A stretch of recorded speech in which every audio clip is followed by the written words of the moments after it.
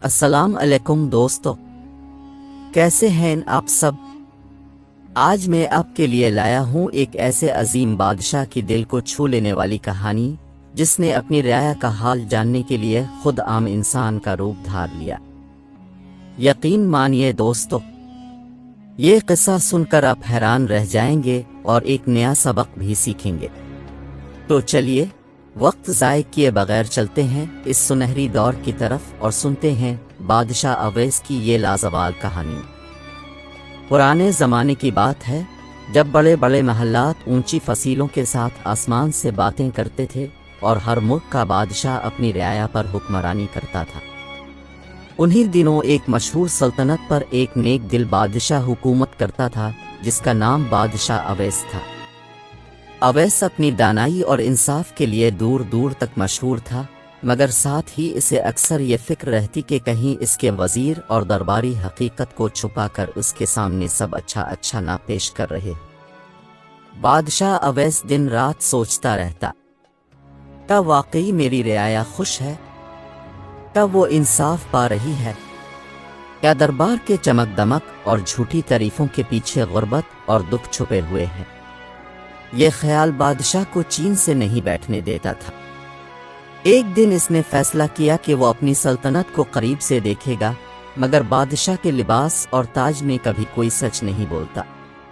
लोग आ तो डरते हैं या खुशामद करते हैं। लिहाजा अवैस ने इरादा किया कि वो एक आम आदमी का रूप धार कर अपनी रियाया के दरमियान जाएगा ताकि असल हाल जान सके। भेस बदलने का फैसला। रात गए बादशाह ने अपने सबसे वफादार मुलाजिम को बुलाया। उसने कहा, मैं चाहता हूं कि तुम मुझे एक आम मुसाफिर का रूप दो। न मेरे ताज की झलक हो और न महल की शान। मैं आम लोगों की तरह सड़कों पर चिल्लूं, बाजार में बैठूं और उनकी ज़बान से सुनूं कि वो अपनी जिंदगी को कैसा पाते हैं। मुलाजिम ने हैरान होकर पूछा, जहां पना, ये सफ़र आसान ना होगा। महल की आसाइशें छोड़कर बाजार की खाक छानना, भूख और प्यास सहना, आप कैसे बर्दाश्त करेंगे? बादशाह मुस्करा कर बोला, अगर मेरी रियाया ये सब सहती है तो मैं क्यों नहीं सह सकता। एक बादशाह का असल फर्ज ही रियाया का दुख समझना है। यूं महल के अंदर खुफिया तौर पर एक पुराना लिबास निकाला गया। बादशाह ने एक सादा सा करता, फटी पुरानी चादर और जूते पहन लिए। इसकी आंखों में वही जलाल था, मगर ज़ाहिरी हुलिया देखकर कोई ये अंदाज़ा ना लगा सकता था कि ये शख्स सल्तनत का सबसे बड़ा हाकिम है। सफ़र की शुरुआत। सुबह सवेरे जब शहर की गलियां खाली और फ़ज़ाओं में परिंदों की आवाज़ें गूंज रही थीं, बादशाह अवैस ने अपना सफ़र शुरू किया। वो शहर की बड़ी दीवारों से निकलकर आम रास्तों पर चल पड़ा। रास्ते में उसने देखा कि मजदूर अपनी टोकरियां उठाए जा रहे हैं, किसान बैलगाड़ियां हाँक रहे हैं और बच्चे छोटे छोटे बर्तन लिए पानी भरने जा रहे हैं। कुछ देर बाद बादशाह शहर के बाजार में पहुंचा। वहां का मंजर बिल्कुल मुख्तलिफ था। कुछ दुकानदार खुश मिजाज थे, वो ग्राहकों से मुस्करा कर बात कर रहे थे, लेकिन कुछ लालची भी थे जो नाप तोल में कमी करते और झूठ बोलकर माल बेचते थे। बादशाह ने एक दुकान पर जाकर कहा, भाई 1 किलो गंदुम चाहिए। दुकानदार ने तोलने का ड्रामा किया और कम मिकदार दी। अवैस ने खामोशी से देखा और दिल ही दिल में सोचा, ये जुल्म है। अगर गरीब आवाम को हर रोज कम दिया जाए तो उनका पेट कैसे भरेगा। पहली आजमाइश। इसी दौरान एक शख्स जो देखने में बहुत गरीब लग रहा था, बादशाह के करीब आया। इसके कपड़े मैले और चेहरा परेशान था। उसने कहा, ये मुसाफिर, क्या तुम्हारे पास कुछ खाने को है? मेरे बच्चे 2 दिन से भूखे हैं। बादशाह के पास ज्यादा सामान तो नहीं था, मगर उसने अपनी झोली में रखी रोटी इस शख्स को दे दी। वो गरीब शख्स खुश होकर दुआ देने लगा, अल्लाह तुम्हें इज्जत दे, तुम्हारी नस्लों को खुश रखे। ये सुनकर बादशाह की आंखें भीग गईं। वो सोचने लगा, یہ دعائیں مجھے دربار میں سنائی جانے والی جھوٹی تعریفوں سے کہیں زیادہ قیمتی ہیں۔ بازار سے نکل کر بادشاہ قریبی گاؤں کی طرف روانہ ہوا۔ راستے میں اس نے سپاہیوں کی ایک ٹولی دیکھی جو کسانوں سے زبردستی اناج چھین رہی تھی۔ کسان روتے تھے مگر سپاہی ان کی ایک نہ سنتے۔ بادشاہ کا خون کھول اٹھا لیکن اس نے ضبط کیا۔ وہ چاہتا تھا کہ سب کچھ اپنی آنکھوں سے دیکھے تاکہ بعد میں صحیح انصاف کر سکے۔ ایک بوڑھا کسان روتے ہوئے بولا، ہم دن رات محنت کرتے ہیں اور یہ سپاہی سب کچھ لے جاتے ہیں۔ بادشاہ کو کبھی خبر نہیں ملتی۔ یہ سن کر اویس کے دل پر بجلی سی گری۔ اس نے فیصلہ کیا کہ وہ اور آگے جائے گا تاکہ اپنی سلطنت کے اور حصوں کا حال بھی دیکھے۔ جب شام ڈھل گئی تو بادشاہ ایک پرانے درخت کے نیچے بیٹھ گیا۔ دور گاؤں کے چراغ جلنے لگے۔ اس نے پہلی بار اپنی زندگی میں دربار کے نرم بستر کے بجائے زمین پر سر رکھا۔ آسمان پر ٹمٹماتی ستارے اسے دیکھ کر کہنے لگے جیسے اب تم نے اپنی رعایا کی زندگی کا ذائقہ چکھنا شروع کیا ہے۔ رات کی خاموشی میں اسے کئی بچوں کی بھوک کے رونے کی آوازیں سنائی دیں۔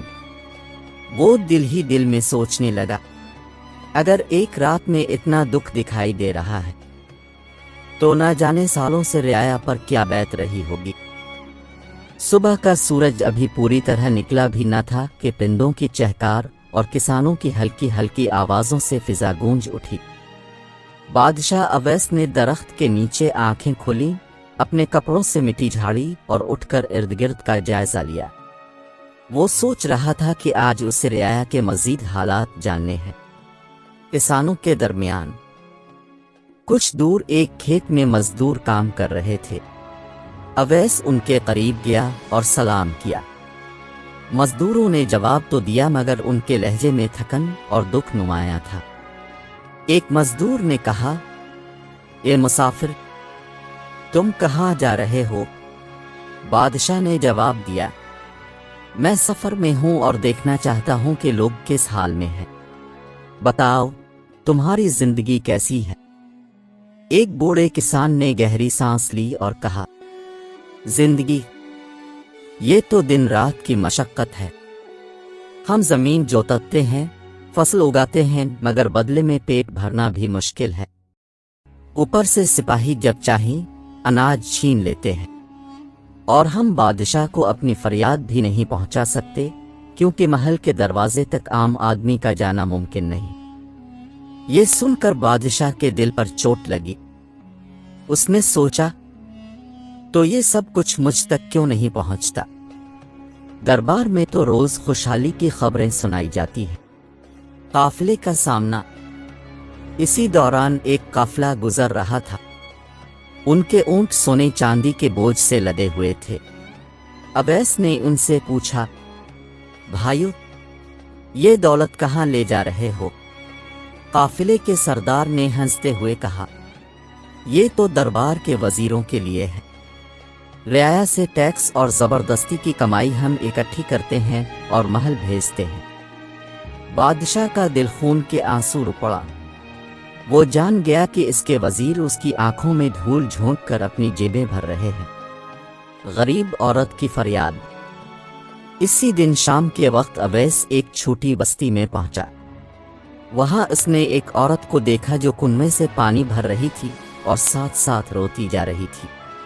اویس نے قریب جا کر پوچھا، بہن، تم کیوں روتی ہو؟ عورت نے آنسو پونچھتے ہوئے کہا، کیا بتاؤں مسافر، میرے شوہر پرانے زمانے سے کسانی کرتے ہیں۔ اب قرض بڑھ گیا ہے، سپاہی آ کر ہمارے گھر کا اناج بھی لے جاتے ہیں، بچے بھوکے سوتے ہیں۔ میں دعا کرتی ہوں کہ بادشاہ کو ہماری خبر ہو مگر شاید وہ بہت دور ہے، اسے کیا پرواہ۔ یہ سن کر اویس کی آنکھوں میں آنسو بھر آئے۔ اس نے کہا، یقین رکھو، بادشاہ کو ضرور خبر ہوگی، وہ ایک دن تمہارا حال ضرور بدلے گا۔ عورت نے آسمان کی طرف ہاتھ اٹھا کر دعا دی، اے اللہ، اگر بادشاہ نیک ہے تو اسے ہماری حالت دکھا دے تاکہ وہ کچھ کرے۔ یہ دعا بادشاہ کے دل میں تیر کی طرح لگی۔ رات کا قصہ، ڈاکوؤں کا خوف۔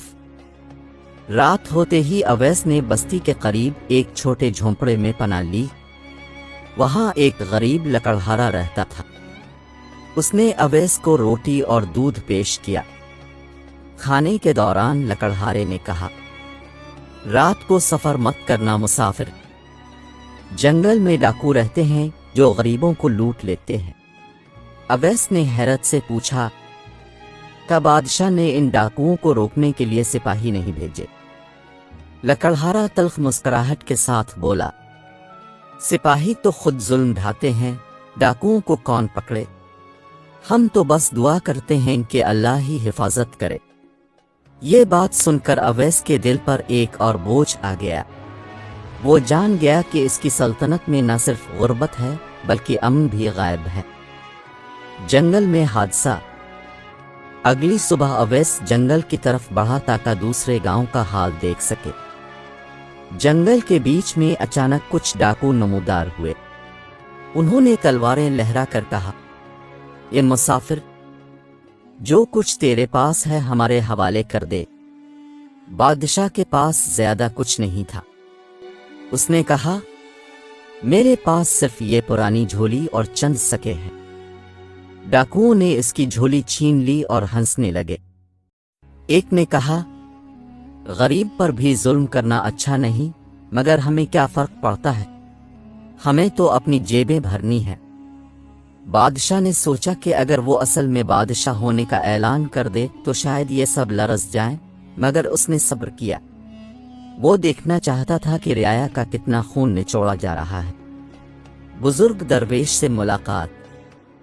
جب ڈاکو چلے گئے تو اویس تھکا ہارا جنگل کے کونے میں بیٹھ گیا۔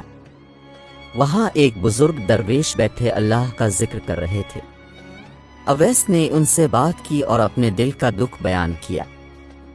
درویش نے مسکرا کر کہا، بیٹا، جو کچھ تم نے دیکھا یہ سب سچ ہے۔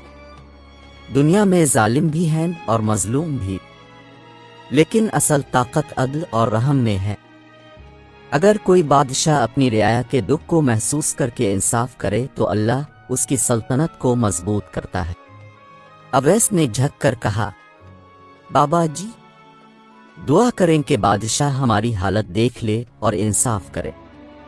درویش نے کہا، یقین کرو وہ دن قریب ہے۔ بادشاہ کے دل میں یہ الفاظ گونجتے رہے۔ دوسرے گاؤں کا حال۔ کچھ دن کے سفر کے بعد اویس ایک دوسرے گاؤں پہنچا۔ وہاں کے لوگ اور بھی زیادہ پریشان حال تھے۔ بچے ننگے پاؤں مٹی میں کھیل رہے تھے، عورتیں خشک کنووں کے گرد پانی کے لیے لڑ رہی تھیں اور مرد بھوکے چہروں کے ساتھ زمین جوت رہے تھے۔ ایک بوڑھی دادی نے اویس کو دیکھ کر کہا، بیٹا، تم تو مسافر لگتے ہو، ہمارے بادشاہ سے جا کر کہنا کہ ہم مر رہے ہیں مگر ہمیں انصاف نہیں ملتا۔ اویس کا دل کانپ گیا۔ اس نے سوچا، اب میں واپس جا کر محل میں آرام سے کیسے بیٹھ سکتا ہوں؟ یہ سب بدلنا ضروری ہے۔ بادشاہ اویس دنوں تک مسلسل سفر کرتا رہا۔ ہر گاؤں اور ہر بستی میں اس نے غربت، بھوک اور ناانصافی کے نئے نئے رنگ دیکھے۔ کہیں کسان سپاہیوں کے ظلم سے تنگ تھے، کہیں عورتیں بچوں کو بھوکا سلا رہی تھیں اور کہیں ڈاکوؤں کا راج تھا۔ اویس کا دل زخمی ہوتا جا رہا تھا، لیکن اس کے عزم میں اضافہ بھی ہو رہا تھا۔ وہ جان گیا کہ اگر وہ جلد کچھ نہ کرے تو اس کی سلطنت تباہ ہو جائے گی۔ دربار کی حقیقت کا انکشاف۔ ایک دن اویس نے سوچا کہ اب وقت آ گیا ہے کہ وہ شہر کی طرف واپس لوٹے اور دربار کی حقیقت اپنی آنکھوں سے دیکھے، مگر ایک عام آدمی کے روپ میں۔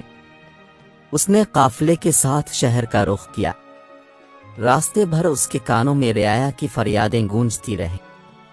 جب وہ شہر میں داخل ہوا تو بازار پھر ویسا ہی تھا جیسا پہلے دن دیکھا تھا۔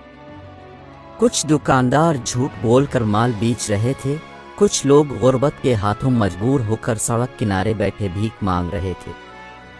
بادشاہ کا دل چاہا کہ وہ ابھی اپنا اصلی چہرہ ظاہر کر دے، مگر اس نے ضبط کیا۔ وہ سیدھا دربار کے دروازے پر پہنچا۔ وہاں محافظ کھڑے تھے۔ اویس نے کہا، میں عام رعایا کا آدمی ہوں، بادشاہ سے فریاد کرنی ہے، مجھے اندر جانے دو۔ محافظ نے ہنس کر کہا، احمق آدمی، بادشاہ سے ملنا اتنا آسان نہیں، پہلے وزیر کے پاس جاؤ، اگر وہ چاہے تو سفارش کرے گا۔ یہ سن کر اویس کو حیرت ہوئی۔ وہ جان گیا کہ رعایا کا دکھ کبھی براہ راست اس تک پہنچ ہی نہیں سکتا، کیونکہ وزیر اور درباری سب کچھ چھپا لیتے ہیں۔ وزیر اعظم کا ظلم۔ اویس بھیس بدل کر وزیر اعظم کے محل کے قریب گیا۔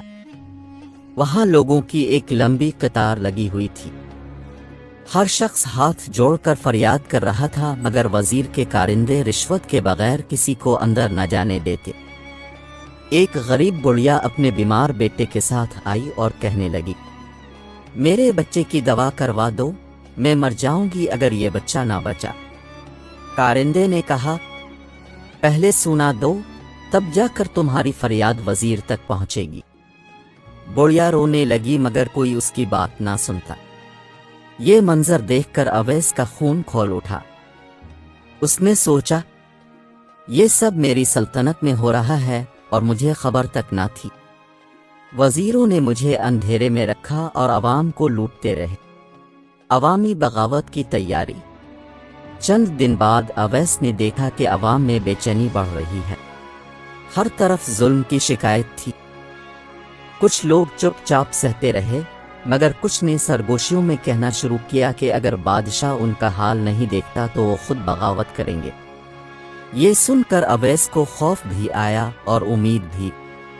خوف اس بات کا کہ رعایا بغاوت کرے گی تو خون خرابہ ہوگا۔ امید اس بات کی کہ عوام اب مزید ظلم سہنے پر تیار نہیں۔ سچا دوست۔ شہر کے ایک کونے میں اویس کی ملاقات ایک نیک دل شخص سے ہوئی جس کا نام عبداللہ تھا۔ وہ ایک عام استاد تھا اور بچوں کو قرآن اور اخلاقیات سکھاتا تھا۔ عبداللہ نے اویس کو پہچانا نہیں، مگر اس کی باتوں سے اندازہ لگایا کہ یہ کوئی خاص آدمی ہے۔ اس نے کہا، مسافر، میں دیکھ رہا ہوں کہ تم لوگوں کے دکھ پر پریشان ہو۔ اگر بادشاہ واقعی نیک ہے تو اسے چاہیے کہ روپ بدل کر عوام میں آئے اور ان کا حال دیکھے۔ اویس نے مسکرا کر کہا، اگر بادشاہ ایسا کرے تو کیا عوام اس پر بھروسہ کریں گے؟ عبداللہ نے کہا، جی ہاں، عوام کو صرف انصاف چاہیے۔ اگر وہ دیکھیں گے کہ بادشاہ ان کے ساتھ ہے تو وہ اپنی جان تک قربان کر دیں گے۔ یہ سن کر اویس کا دل مطمئن ہوا۔ اسے احساس ہوا کہ نیک دل لوگ ابھی بھی موجود ہیں جو ظلم کے اندھیرے میں امید کی شمع جلائے ہوئے ہیں۔ راز کھلنے کا وقت قریب۔ چند دن مزید اویس نے شہر اور دیہات میں گھوم پھر کر سب کچھ دیکھا۔ اب اس کے پاس عوام کے دکھ، وزیروں کی بدعنوانی اور سپاہیوں کے ظلم کے ثبوت موجود تھے۔ ایک دن جب دربار میں سب وزیر اور درباری جمع تھے، اویس نے فیصلہ کیا کہ اب وقت آ گیا ہے کہ وہ اپنا اصلی روپ ظاہر کرے، مگر اس سے پہلے وہ چاہتا تھا کہ عوام بھی دیکھیں کہ ان کا بادشاہ ان کے ساتھ ہے۔ اس نے عبداللہ سے کہا، کل تم شہر کے سب لوگوں کو دربار کے سامنے جمع کرو، انہیں کہو کہ بادشاہ خود ان سے ملاقات کرے گا۔ عبداللہ حیران ہوا مگر اویس کے اعتماد کو دیکھ کر مان گیا۔ دربار کے باہر ہجوم۔ اگلے دن شہر کے کونے کونے سے لوگ دربار کے باہر جمع ہو گئے۔ ہر کوئی تجسس میں تھا کہ آخر بادشاہ کیوں عوام کو بلا رہا ہے۔ وزیر اور درباری پریشان تھے کہ یہ سب کیا ہو رہا ہے۔ اویس عام مسافر کے روپ میں ہجوم کے بیچ کھڑا تھا۔ اس نے دیکھا کہ ہر طرف غریب، کسان، مزدور، عورتیں اور بچے موجود ہیں۔ سب کے چہرے پر امید بھی تھی اور خوف بھی۔ اچانک دربار کے دروازے کھلے۔ وزیر اعظم آگے بڑھا اور زور سے بولا، بادشاہ سلامت آج دربار میں نہیں آئیں گے، سب لوگ واپس چلے جائیں۔ یہ سن کر لوگ مایوس ہونے لگے، لیکن اسی لمحے اویس آگے بڑھا۔ وہ دربار کی سیڑھیوں پر کھڑا ہوا اور بولا، رکو، آج بادشاہ خود تمہارے درمیان ہے، مگر عام انسان کے روپ میں۔ یہ سنتے ہی لوگ چونک گئے۔ وزیر ہنسنے لگے اور کہا، یہ پاگل مسافر ہے، اس کی بات مت سنو، بادشاہ تو محل کے اندر ہے۔ لیکن اویس نے اپنی پرانی چادر اتاری اور اس کے نیچے سے بادشاہ کا خاص نشان، ایک سونے کا تعویذ ظاہر ہوا جو صرف بادشاہ کے پاس ہوتا تھا۔ لوگوں نے پہچان لیا۔ اچانک ہجوم میں شور مچ گیا، بادشاہ سلامت! یہ تو حقیقت میں بادشاہ اویس ہے۔ وزیروں کے چہرے پیلے پڑ گئے، سپاہی حیران رہ گئے۔ عوام کے دلوں کی آواز، عوام نے رونا شروع کر دیا۔ ایک ایک کر کے سب آگے بڑھے اور اپنی فریادیں بادشاہ کے قدموں میں رکھنے لگے۔ ایک عورت نے کہا، جہاں پناہ، ہم نے سوچا تھا کہ آپ کو ہماری خبر نہیں، آج معلوم ہوا کہ آپ ہمارے دکھ میں شریک ہیں۔ ایک بوڑھے کسان نے کہا، اگر ہمیں انصاف ملے تو ہم جان ہتھیلی پر رکھ کر آپ کی خدمت کریں گے۔ بادشاہ اویس کی آنکھوں سے آنسو بہہ نکلے۔ اس نے کہا، میں نے اپنی آنکھوں سے تمہارے دکھ دیکھے ہیں، اب کوئی ظالم وزیر یا سپاہی تم پر ظلم نہیں کرے گا۔ آج سے انصاف کی نئی شروعات ہوگی۔ لوگ خوشی سے نعرے لگانے لگے۔ وزیر ایک دوسرے کی طرف دیکھ کر کانپنے لگے۔ دربار کے دروازے پر سب کی آنکھیں اشکبار تھیں۔ رعایا خوشی اور حیرت میں تھی کہ ان کا بادشاہ ان کے بیچ عام آدمی بن کر گھوما اور ان کے دکھ دیکھے۔ دوسری طرف وزیر اور سپاہی خوف سے پسینے پسینے ہو رہے تھے۔ وہ سوچ بھی نہیں سکتے تھے کہ جس شخص کو وہ مسافر سمجھ کر نظر انداز کرتے رہے، وہ دراصل ان کا بادشاہ تھا۔ انصاف کا اعلان۔ بادشاہ اویس نے بلند آواز میں کہا، آج سے اس سلطنت میں ایک نیا دور شروع ہوگا۔ کوئی وزیر، کوئی سپاہی رعایا پر ظلم نہیں کرے گا۔ جو بھی ظلم کرے گا وہ خود میرے انصاف کے کٹہرے میں کھڑا ہوگا۔ پھر اس نے سپاہیوں کو حکم دیا، وزیر اعظم اور اس کے ساتھیوں کو گرفتار کرو، ان پر رعایا کے سامنے مقدمہ چلایا جائے گا۔ سپاہیوں نے کانپتے ہاتھوں کے ساتھ وزیروں کو پکڑ لیا۔ رعایا نے تالیاں بجائیں اور خوشی کے نعرے لگائے۔ عوامی عدالت۔ چند دن بعد شہر کے سب لوگ بڑے میدان میں جمع ہوئے۔ وہاں ایک منصفی نشست لگائی گئی جس پر خود بادشاہ اویس بیٹھا۔ اس نے کہا، آج انصاف رعایا کے سامنے ہوگا تاکہ سب کو پتہ چل سکے کہ قانون سب کے لیے برابر ہے۔ ایک ایک کر کے گواہ آگے آئے۔ کسانوں نے بتایا کہ کیسے سپاہی ان کا اناج چھین لیتے تھے۔ عورتوں نے روتے ہوئے بیان کیا کہ کیسے وزیر رشوت کے بغیر ان کی فریاد نہیں سنتے تھے۔ اور ایک قافلے کے سردار نے بھی تسلیم کیا کہ وہ سونا اور چاندی وزیروں کے کہنے پر محل بھیجتا تھا۔ سب ثبوتوں کے بعد وزیر اعظم کے پاس کہنے کو کچھ نہ بچا۔ اس نے سر جھکا کر کہا، جہاں پناہ، ہم سے خطا ہوئی ہے، رحم کیجیے۔ مگر بادشاہ نے سخت لہجے میں کہا، تم نے رحم کا حق اسی دن کھو دیا تھا جب غریب عورت کے بچے بھوکے سوتے تھے اور تم نے سونا اکٹھا کیا تھا۔ آج رعایا کے سامنے فیصلہ ہوگا۔ رعایا نے یک زبان ہو کر کہا، ظالموں کو سزا دو۔ یوں وزیر اعظم اور اس کے ساتھیوں کو قید کر دیا گیا اور ان کی ساری دولت خزانے میں واپس لے لی گئی۔ رعایا کی زندگی میں تبدیلی۔ انصاف کے بعد سلطنت میں نیا دور شروع ہوا۔ بادشاہ اویس نے حکم دیا کہ ہر گاؤں میں ایک منصف مقرر کیا جائے جو براہ راست بادشاہ کو رپورٹ دے۔ ناپ تول میں کمی کرنے والے تاجروں کو سخت سزا دی جائے۔ ڈاکوؤں کے خلاف سپاہی بھیجے جائیں، مگر یہ سپاہی خود رعایا پر ظلم نہ کرے۔ یتیموں اور بیواؤں کے لیے بیت المال میں سے خاص حصہ مقرر کیا جائے۔ چند ہی مہینوں میں حالات بدلنے لگے۔ کسان خوشی خوشی کھیتوں میں کام کرنے لگے۔ عورتوں کے چہروں پر مسکراہٹ واپس آ گئی۔ बच्चे भूख से रोने के बजाय खेलने लगे। बादशाह का वादा। एक दिन बादशाह अवैस ने दरबार में सब रियाया को बुलाकर कहा, मैंने तुम्हारे दुख अपनी आंखों से देखे हैं। मैं वादा करता हूं कि अब महल की दीवारों में बंद रहकर नहीं, बल्कि तुम्हारे दरमियान आकर तुम्हारी हालत देखता रहूंगा। बादशाह सिर्फ तख्त पर बैठने के लिए नहीं, बल्कि अपनी रियाया की खिदमत के लिए होता है। ये सुनकर सब लोग खुशी से रोने लगे और दुआएं देने लगे। दरवेश की पेश गोई पूरी हुई।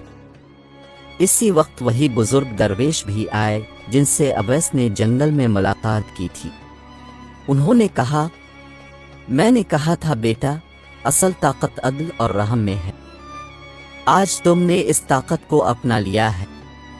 अब अल्लाह तुम्हारी सल्तनत को मजबूत करेगा। बादशाह ने दरवेश के कदम चूमे और कहा, आपकी दुआ ही ने मेरा हौसला बढ़ाया। रियाया का बादशाह। वक्त गुजरता गया। बादशाह अवैस की शोहरत हर तरफ फैल गई। लोग उसे अवाम का बादशाह कहने लगे क्योंकि वो हर शख्स के दुख दर्द में शरीक होता था। इसकी सल्तनत में इंसाफ का चिराग जल उठा था और जालिम लोग कांपने लगे थे। जब कभी कोई वजीर या सिपाही हद से बढ़ने की कोशिश करता तो रियाया डट कर कहती, खबरदार, ये वही बादशाह है जो भेस बदल कर हमारे दरमियान आता है। तुम्हारी हरकतें इससे कभी छप नहीं सकती। यूं सल्तनत में अमन कायम हो गया। इख्तिताम। बादशाह अवैस ने अपनी रियाया से वादा निभाया। वो कभी कभार फिर आम आदमी का रूप बदल कर निकलता ताकि देख सके कि इंसाफ जिंदा है या नहीं। रियाया जानती थी कि उनका बादशाह सिर्फ कागजों पर नहीं बल्कि हकीकत में उनके साथ है।